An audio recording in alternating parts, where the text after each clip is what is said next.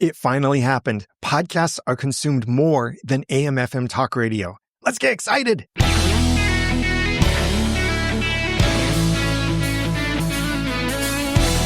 Thank you for joining me for the Audacity to Podcast. I'm Daniel J. Lewis, and it does take audacity to podcast. It takes that courage, the guts, the power to believe that you can share a message to impact people anywhere in the world, sometimes literally from your closet or your basement, because after all, that's where the sound is often the best for us recording.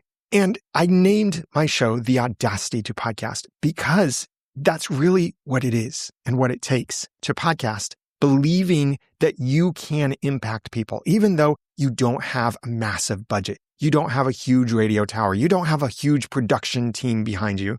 Us independent podcasters are podcasting from our homes and, yes, literally our closets or our basements, because that's what we can do. And yet, some of us are impacting the world more than the radio broadcasters are because of that audacity that you have. And so this news is, I think, far more exciting than world's best cup of coffee. Edison Research revealed that as of the fourth quarter 2025, Americans spent more time listening to podcasts than spoken content on AM/FM radio. Now, this isn't the number of Americans or the number of shows that they're listening to. This is the more important metrics, the most important currency that we have as humans, time. All of us have 24 hours a day. How we invest that time can make a huge difference to our futures. And for many people, it does. You look at people who achieve a lot. Yes, there are certain personality factors, but the biggest factor is how they choose to invest their time. And it's exciting to see that more Americans are now choosing to invest their time listening to podcasts than spoken content on AM/FM radio. I have the link to this study. It's part of the Share of Ear study from Edison Research, and it's a great study. I really love Share of Ear, not just the name, which is brilliant, but also what they share in it. So many great insights that can apply and we can learn things from as podcasters, seeing how people spend their time with their ears. But lest you think this is only because of the whole thing about YouTube and podcasts, and let's just clear this up right now. YouTube is not a podcasting platform. Nothing on YouTube is a podcast. I know that's a strong opinion, but I'm planting my flag on that. But that aside, I don't think that's factored into this because they were specifically asking about what people are listening to, not what they're watching, but listening. And they're either listening to podcasts or listening to AM/FM radio. And in this study, it's shown a steady decline of AM/FM radio talk content from 2015 to 2025. Dropping from 75% in 2015 to now 39% in 2025. Whereas podcasts, on the other hand, were at a mere 10% in 2015. That's 10 years after Apple launched support for podcasts in iTunes 4.9. And podcasts had been around then for more than a decade, and they were only at 10% of the time people were listening. Now, for me, by that time, my time spent listening to spoken word content, podcasts were 95%, 100% probably. Every now and then I would listen to an audiobook. But for me, I stopped listening to the radio in 2005, and I have not intentionally listened to the radio ever since then because of podcasts. So I know I'm on the extreme side of that, and maybe you are too. So podcasts were 10% in 2015. Now, as of fourth quarter 2025, they're 40% of the time spent listening, whereas AM/FM talk radio is at 39%. And what I also find interesting is while the decline of radio has been rather steady from 75% to now 39% over these 10 years, the growth of podcasting has not been a steady growth. At times, it looked kind of stagnant, like from 2018 to 2019, same 16%. But then there was a spike from 2019 to 2020. Then you might think there was a spike from 2020 to 2021 because of COVID lockdowns and all of that stuff. But no, there was actually a decrease in time spent listening to podcasts from 2020 to 2021. But then from 2021 to 2023, it went from 20% to 37%, almost a straight line across all three of those years. And now here at 2025, as of the latest from this study, it's at 40% of time. So this is interesting that it's had its ups and downs, while radio has been on a steady decline, it's interesting to me. It's not too interesting to the AM/FM radio people, but it's exciting now that people are choosing to spend more time listening to podcasts. And especially since podcast consumption is time shifted and you have other abilities over how you consume a podcast, like being able to listen faster, called pod speeding. So you can listen at 1.5x or faster than that. I often listen at, please don't think I'm crazy for this, 2.5x with the silence reduction feature in it. So that sometimes makes it seem even faster. But it's possible to consume a lot more content listening to podcasts than listening to AM/FM radio, especially when you factor in things like how much advertising there is on AM/FM radio versus in podcasts. The percentage in an hour for AM/FM radio advertising is higher than average percentage for podcasts. And many of the podcasts I listen to have a very low percentage of advertising or even no ads at all. Or if they do have ads, I don't really mind them that much because they're much more relevant, because they're more related to the podcast or the audience of the podcast. And so it's exciting to see more time spent with podcasts, just a 1-for-1, an actual minute of time, not minutes of content. I guess that the minutes of content is much higher than this because of the pod speeders like me. But I do have some structured thoughts to share with you on this. And definitely look at the chapters, get the notes for this episode, and get that link to the study so you can read the article. It's a very short article from Edison Research, but they also have much more detail from the share of ear in their studies and things that they share. It's always exciting when they come out with this information. So get those links in the notes or the chapters, a simple tap or swipe away, and you can probably see this chart in the chapter images as well. But here are some thoughts I want to share with you. First, this is the sad thing for the AM/FM radio people. AM and FM radio is dying. I recently attended and spoke at the National Religious Broadcasters Convention, or NRB. Every year, they have an advocate who comes and speaks on their efforts to keep FM and especially AM radio in cars and accessible to all Americans. But think about this. When is the last time you actually wanted the AM/FM radio in your car? Well, we'll dig into that a little more in detail. But I might have made some enemies when, in a much smaller setting, it was the Digital Media Committee meeting, and they invited some people to participate and watch the meeting, even though they weren't members of the committee itself. But they opened it up for anyone to share some thoughts on more content that should be covered in future NRB conventions. And someone had just spoken on their efforts and advocacy for saving FM and AM radio in cars. And I had this internal dialogue or debate, really, that I was thinking, should I say this? No, maybe I shouldn't. Maybe I should. No, maybe I shouldn't. Ultimately, I decided I have to say this. And maybe I made some enemies. I even joked about that. I said, you might hate me for this. You might even say that I should be kicked out for saying this. But I think it's great that you're fighting to keep AM/FM radio, keep that fight up. But ultimately, it's a losing battle because ultimately it will die. And so we need to not just think about that transition to digital, but make that transition and make it a full-time kind of transition where digital becomes the primary focus. And I see that AM/FM radio is dying in 4 specific ways: availability, content, desire, and audience. First, the availability of it. Well, yeah, it's being removed from cars. Did you know that AM radio actually causes some interference in many electric vehicles? And there might be a day where FM radio causes interference too, or maybe causes interference with 6G phones or any kind of data connection that's built into the car. That might be coming too. The availability is also diminishing in the kinds of devices we buy. When is the last time that you bought a device that could get an AM or FM radio signal? I haven't bought one in more than 25 years. Gosh, that makes me feel so old. I am not old, by the way. I am still young, still have lots of energy in me. But the only reason I even have a device in my home with AM/FM radio on it is because it's my original stereo I got as a teenager for listening to my music collection back then on CDs, and it had an AM/FM radio on it. And that wasn't exactly an appeal to me, except for back then I listened to Adventures in Odyssey, which came over the radio. But the only reason I have that radio still today is because the speakers that were attached to it are better than my TV speakers, and better than a soundbar that I can afford for my TV. So I use that old radio, that old stereo system as the speakers for my TV. That's the only reason I still have a working radio in my home, is because of that. Do you even have any radios? When is the last time you turned on a radio? The availability of AM/FM radio is dying.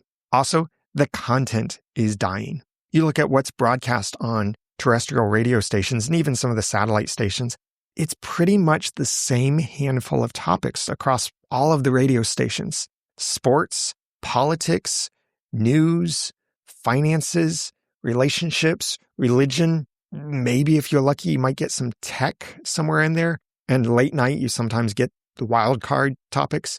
But you're not going to really find niche content. And the content on the radio is kind of dying itself. It's increasingly being pushed out by advertising because they have to cover their bills for broadcasting this content, especially with fewer people listening. That means they have to cover their expenses in other ways. And other stuff is just pushing it out. So you can't really find niche content on the radio.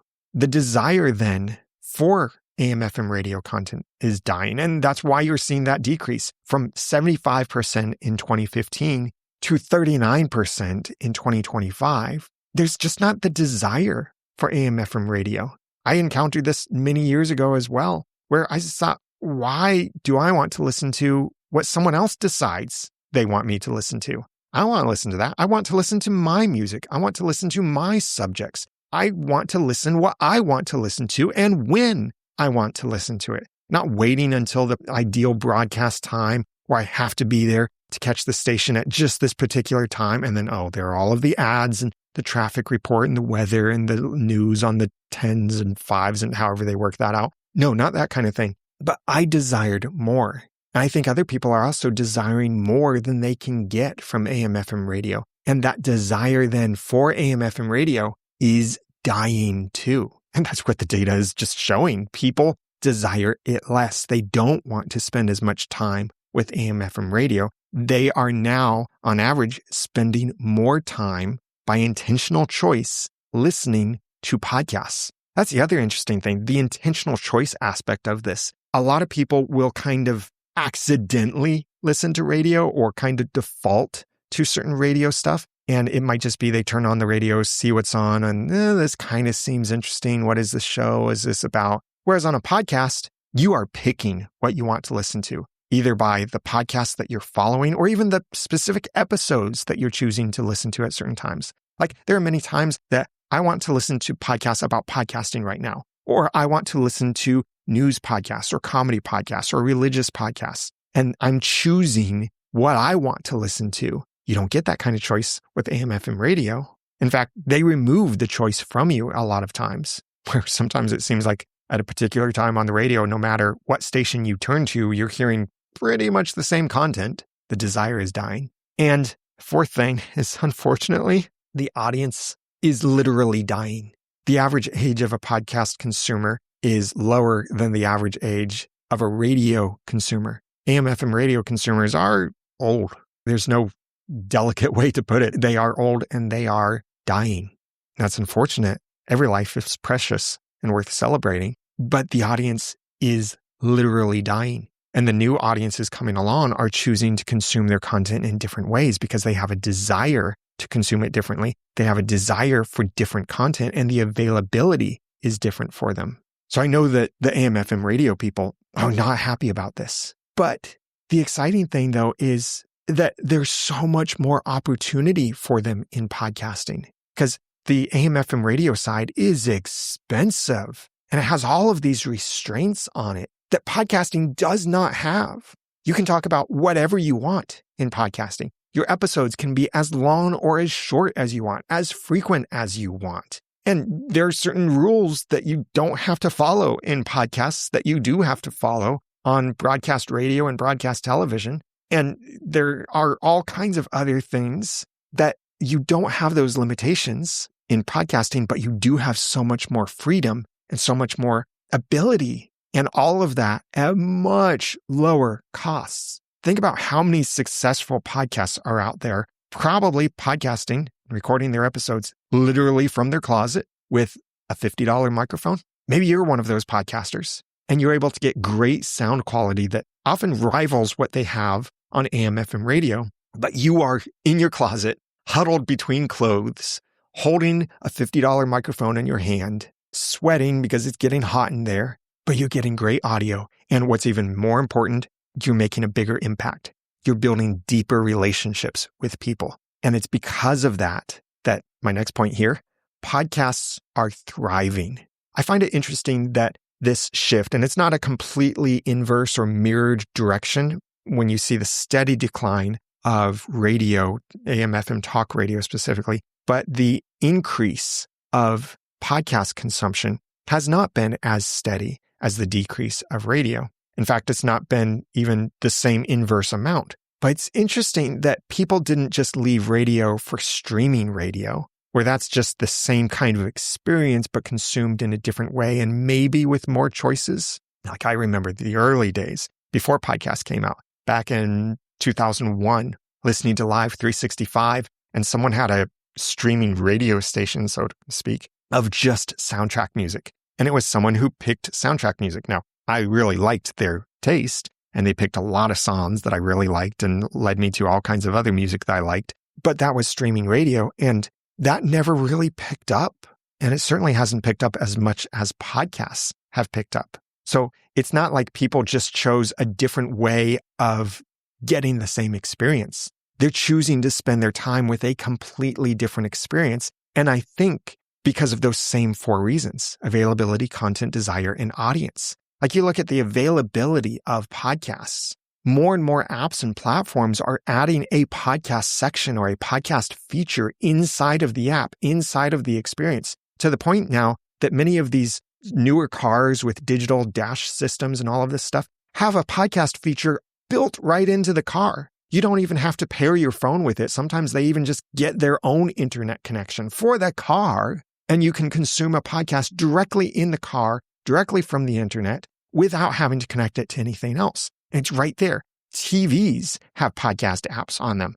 It seems like there isn't a device anymore that doesn't have a podcast feature on it. The availability of podcasts, and I know that there is some debate in some of these places, like, is it actually a podcast that they're offering? Like you look at YouTube and how they now have this podcast section, which YouTube is not a podcasting platform. Nothing on YouTube is a podcast. But that aside, still, they are calling it podcasts, and they're labeling this as this is available on our platform. So the availability of podcasts is thriving, and the content is thriving too. It's been thriving since the beginning of podcasts. This is what attracted me to podcasts in the beginning when iTunes 4.9 released in 2005. I was driving 90 minutes each way to my full-time job at that time, and I was burning out on other audio content. I'd listened to all of my music over and over and over again, and I burned out on that, and I didn't really have the money to add to my music collection. I had listened to every audiobook I could find that was interesting from the public library,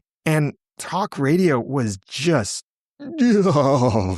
burning out my brain cells and frying every last brain cell I had, it felt like, because of the advertising, the sports talk, the weather, the traffic, the news, all of this stuff I did not want to hear, plus all of the heavy advertising. And that was back in 2005 and the few years before then. Now the advertising is so much more. And the content was that same handful of content, but I wanted more. I wanted content that I wanted. I wanted to listen to what I wanted to listen to, when I wanted to listen to it. But that wasn't available on radio, but it was available in podcasts. And that's what made me fall in love with podcasts. And I said this to the National Religious Broadcasters Digital Media Committee meeting. I admitted that here I am. I still consider myself young, but I have not turned on a radio since 2005. Why? Because of podcasts. I fell in love instantly with the content of podcasts, where I could find a podcast about any topic. And this was in 2005. And now there are so many more podcasts about so many more different topics too, hosted by so many more different personalities. But I love that even back then, and so much more today, the content is thriving. You can find a podcast about anything. Or if there isn't a podcast about the subject that you are most passionate about, you can be the one to start the podcast about that. And you can connect with an audience who has been dying for that content.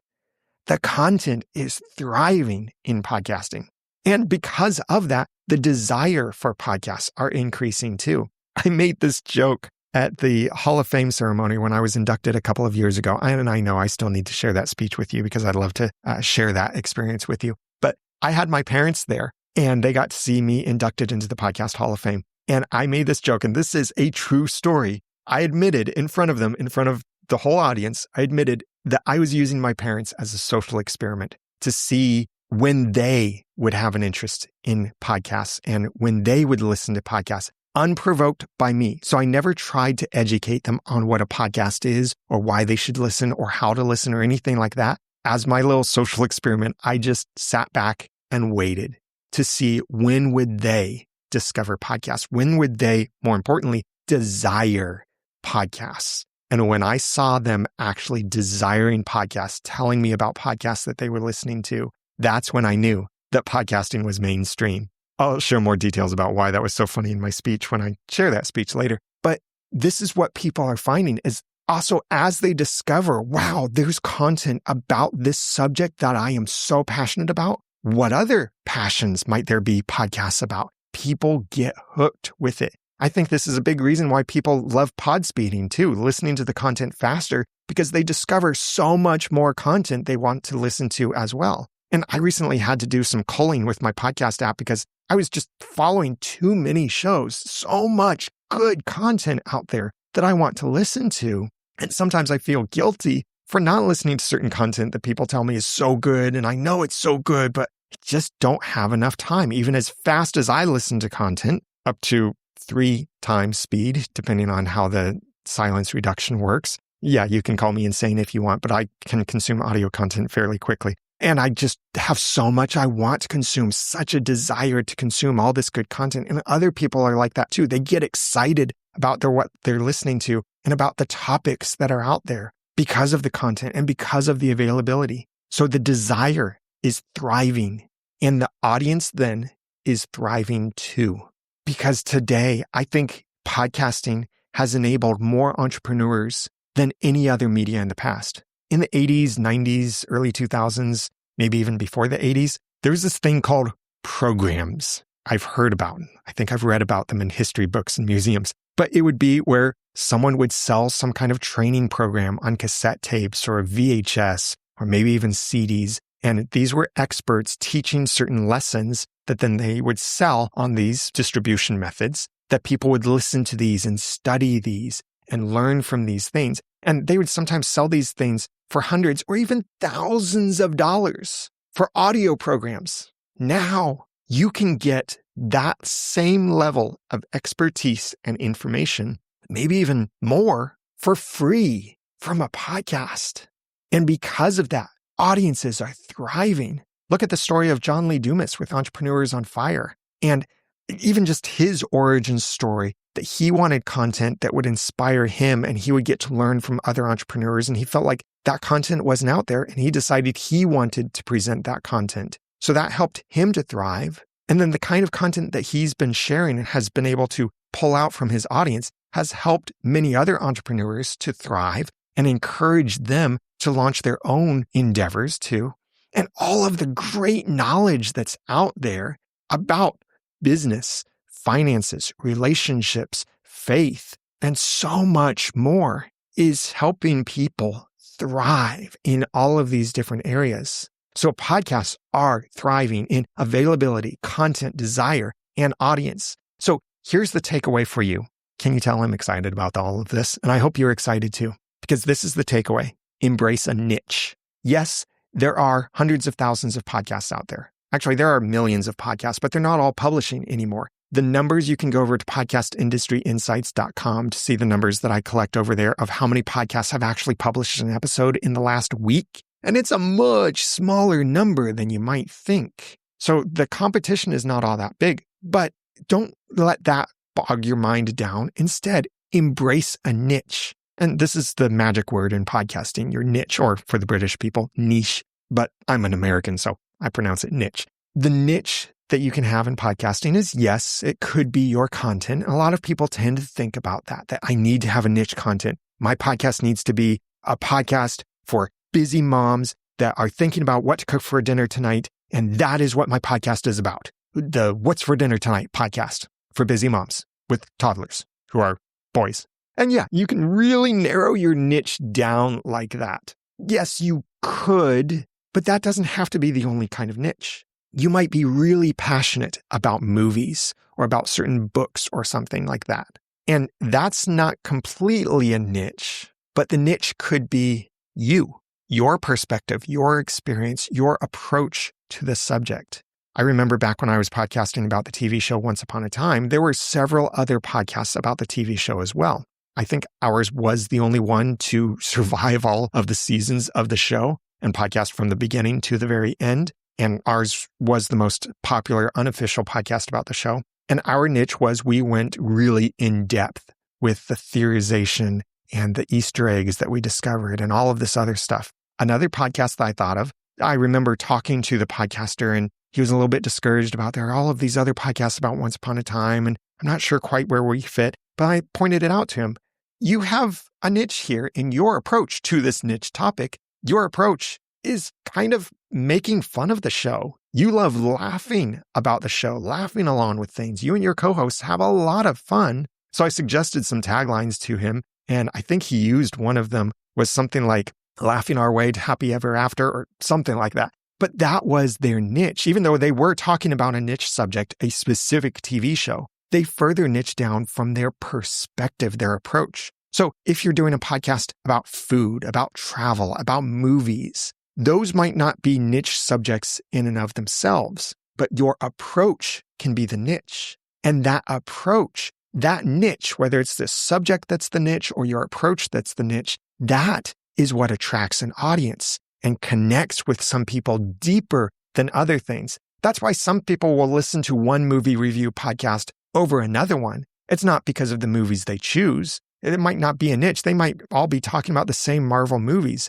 but their approach to how they're talking about those movies is what separates them from others. And that is the same for you. So embrace a niche, whether that is your subject or your approach to the subject. Figure out what makes your show unique. That's what you should try to amplify then, because that's why your audience is coming to you. And that's why people will eventually say about your podcast, oh, you got to listen to this podcast because, and fill in that blank. And that blank is your niche. Oh, you got to listen to this podcast because it's the only podcast I've heard that gives me this.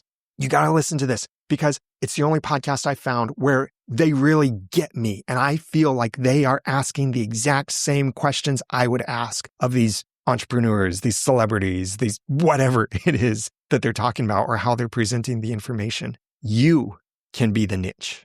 So embrace a niche. And so that then you and your podcast can thrive too. So please check out the Share of Ear study. I've got the link in the notes for this episode and in the chapters. And if you value the Audacity to Podcast, would you consider giving some value back? Put a number on it. Whatever you feel the Audacity to Podcast is worth to you and the information and inspiration you get from this. Go to theaudacitytopodcast.com/giveback to figure out what it's worth to you and give back whatever value you feel it's worth. That's at theaudacitytopodcast.com/giveback.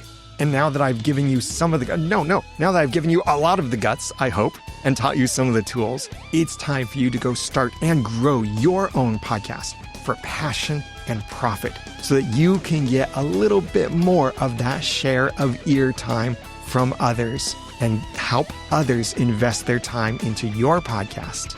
I'm Daniel J. Lewis from theaudacitytopodcast.com and creator of Podgagement and Podchapters. Thanks for listening.